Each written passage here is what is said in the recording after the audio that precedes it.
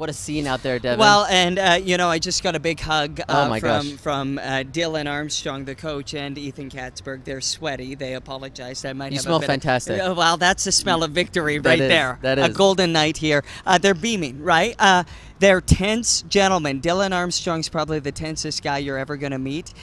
He was probably more stressed than Ethan was here tonight, but now massive relief. They put everything in to this moment right here, right now, and then they came out of here, almost broke the Olympic record on the first throw. Unbelievable. And I said just a few minutes ago on our program, I want to correct myself, Canada's first medal in this particular event in 100 years. It's actually 112 years, and obviously the first gold. I mean, mind-blowing stuff.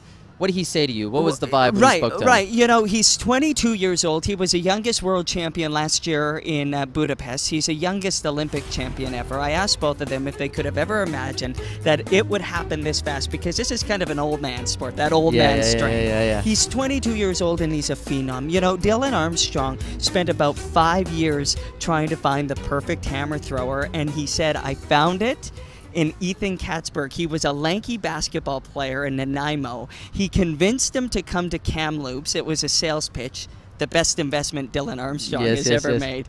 And they have been through it together for about 6 years. I was with them in Portugal. They were crammed in a little European car going to practice every day, the two biggest men you'll ever meet. Amazing. And they're brothers in arms, and when they celebrated here tonight, it was extraordinary because they have sacrificed everything, and they peaked right in this moment when they needed it the most. I mean, it was over.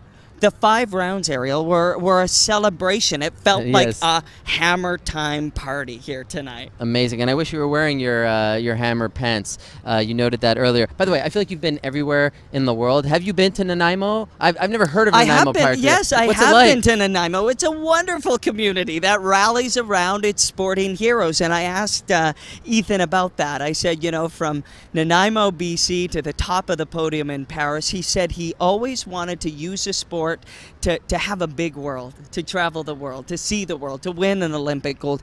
But he pointed out it was the people who believed in me back in Nanaimo on Vancouver Island. And then, of course, he made his way to Kamloops, who always believed in him, supported him.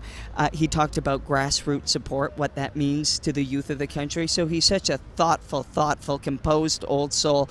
The first song on his playlist, when I watched him at practice in Portugal, was Neil Young's Heart of Gold. That's tonight, an old soul. Oh, wow. He's got the gold.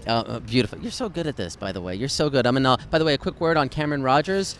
She might do it as well on Ariel, Tuesday. we're a hammer throwing nation. Yes, I'm posting on X, and people are going, Devin, what are the rules to hammer throw?